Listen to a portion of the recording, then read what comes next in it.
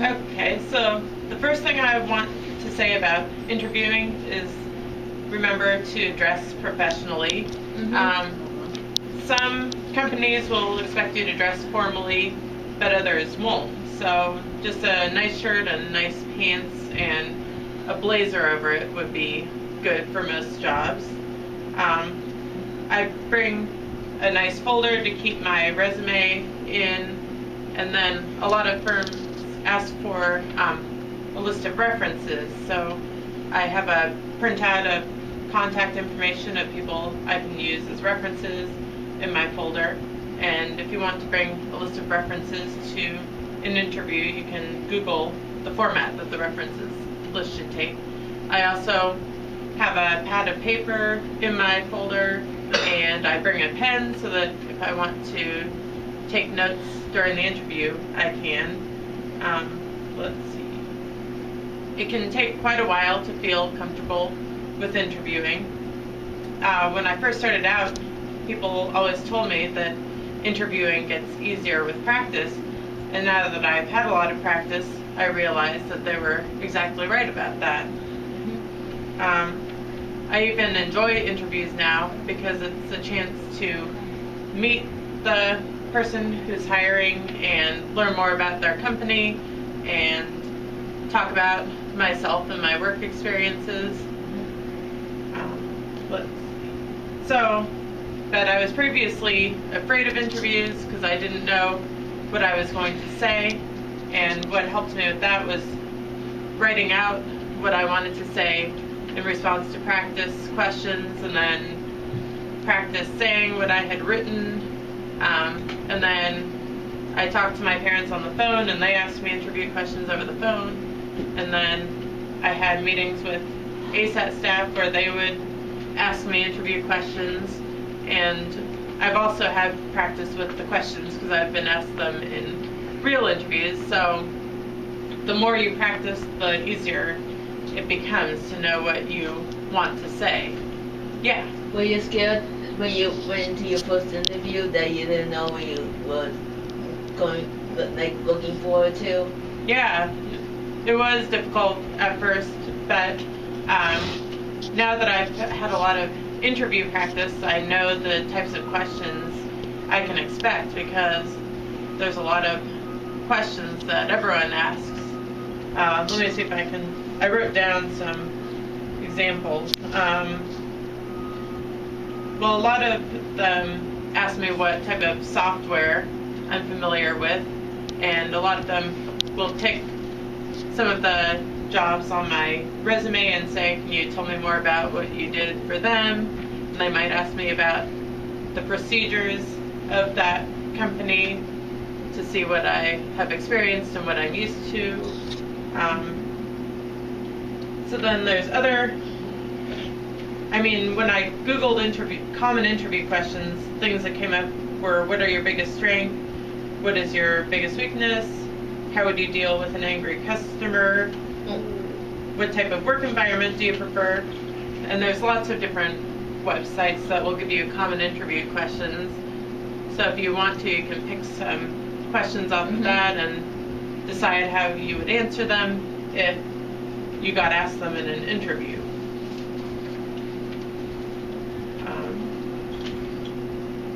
So then, when the interviewer is done asking you questions, he or she will say, do you have any questions for me?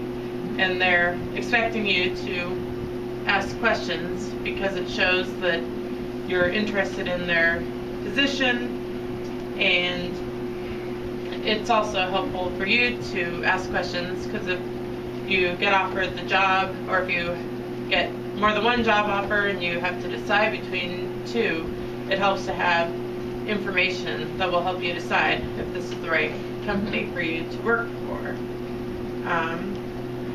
So you can also Google questions to ask in an interview. I've seen a lot of information about that on Google. So the most common question I ask when they say, do you have any questions for me, is, how would you train me? And I also usually ask, what do you think my biggest challenge will be in this position? I also ask, can you describe a typical day?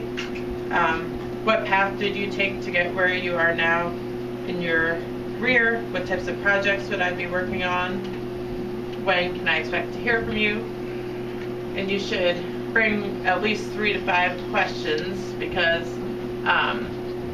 they might give you 10 minutes to ask questions, and you're going to have time to ask more than one question. And it'll impress them if you ask more than one question, because that shows that you're interested in learning more.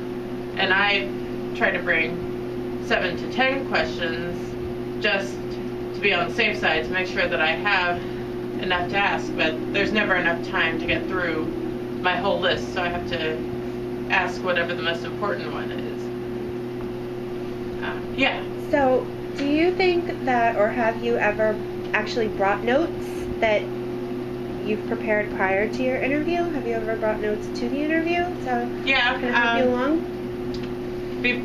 The night before the interview, I look at the company's website and type up a summary for myself of information about the company, and then I write down the address and the name and phone number of the contact person, and then I write a list of questions, and I usually use my previous interview notes to give me ideas of what questions to ask this company.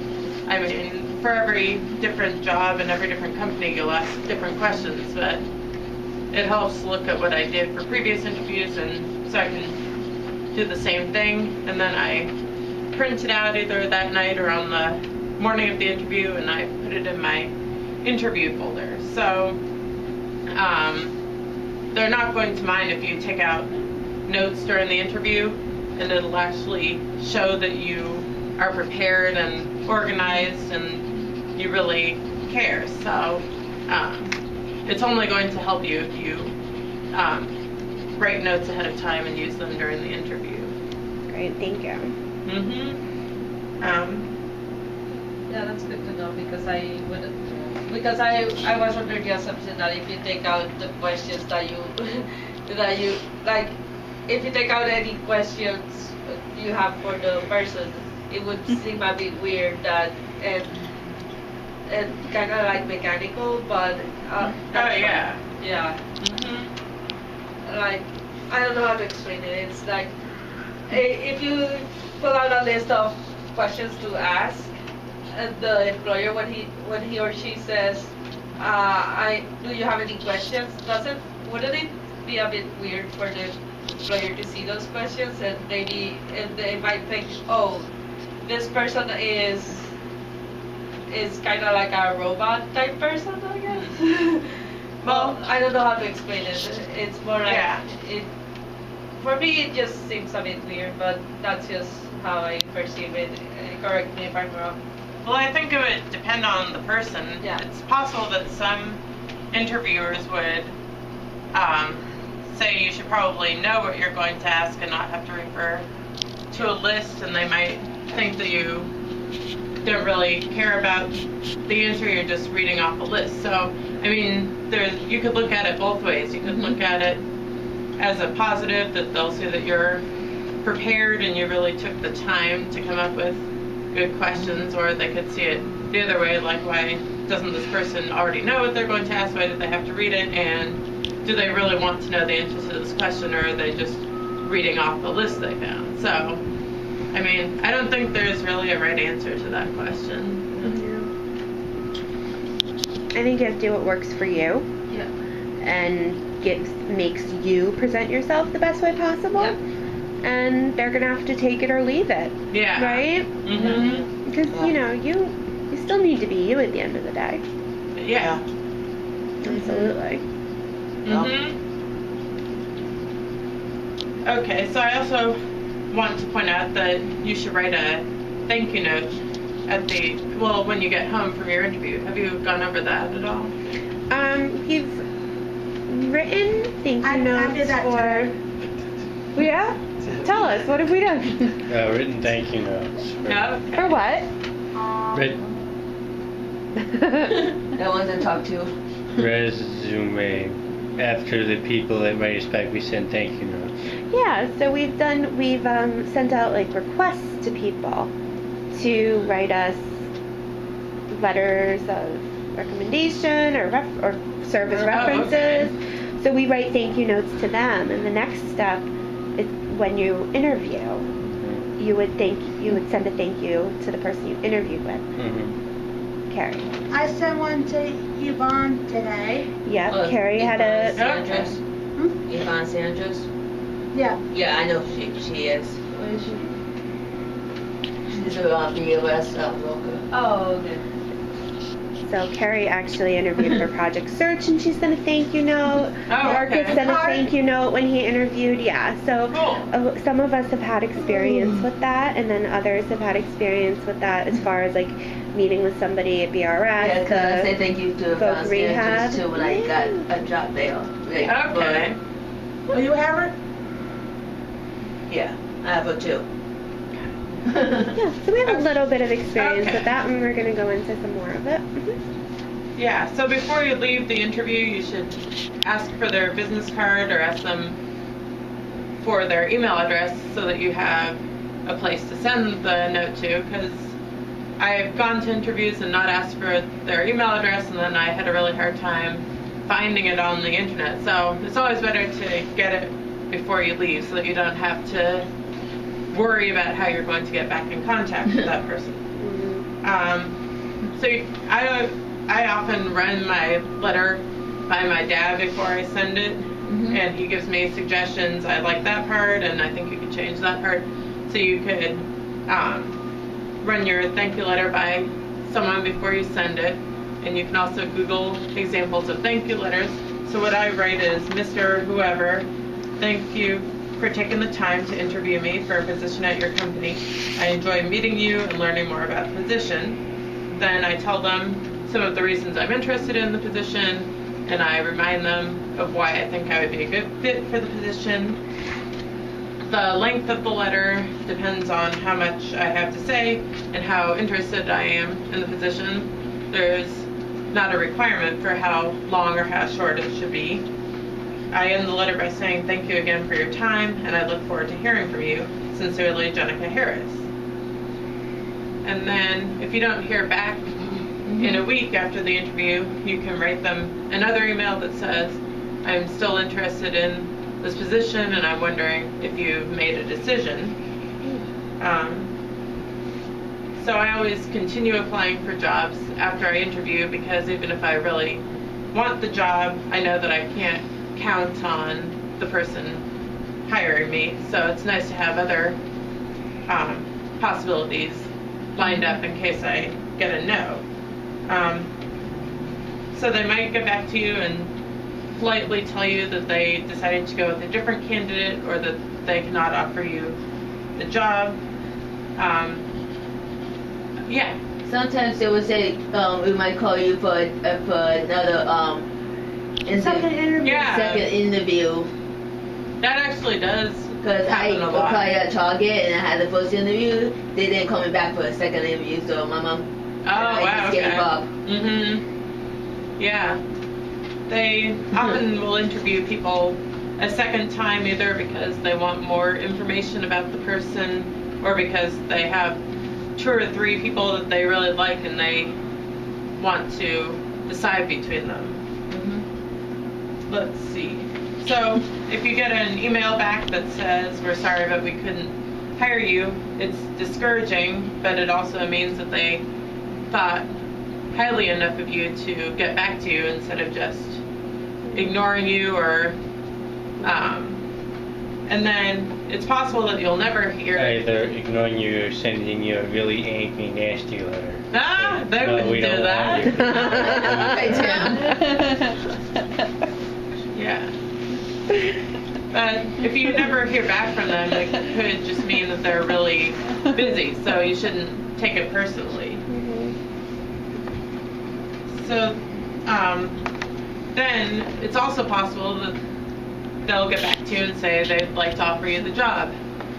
And they'll usually give you details about what the pay rate is and the hours that you're going to be Like working. this. Except this one doesn't have the hours on it.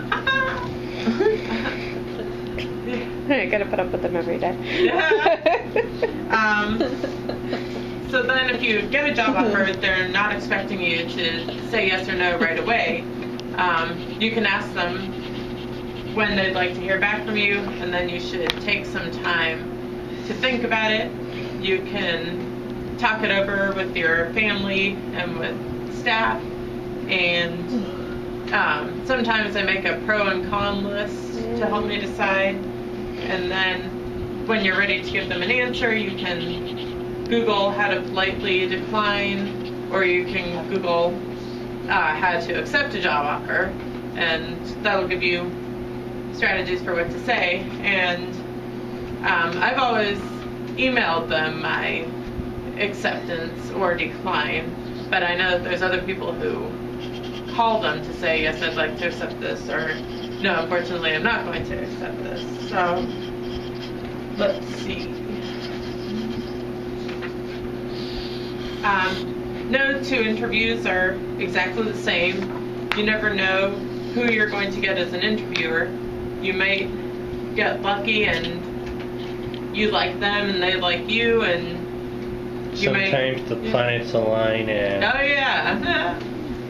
Or sometimes you'll get an interviewer that seems mean or distracted, and then that makes it hard to answer the questions.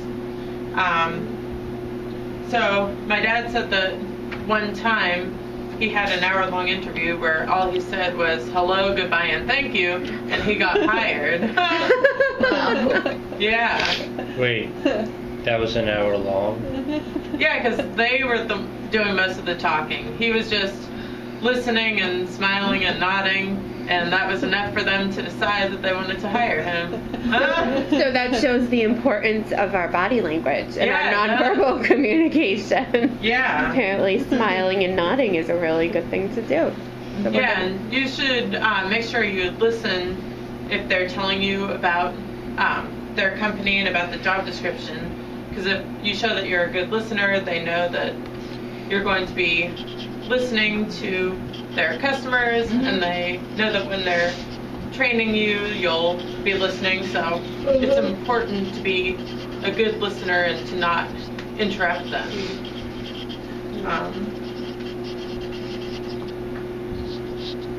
Okay, so do you have any more questions before I go on? Okay. So now I'm going to talk about not getting discouraged if you're not getting job offers.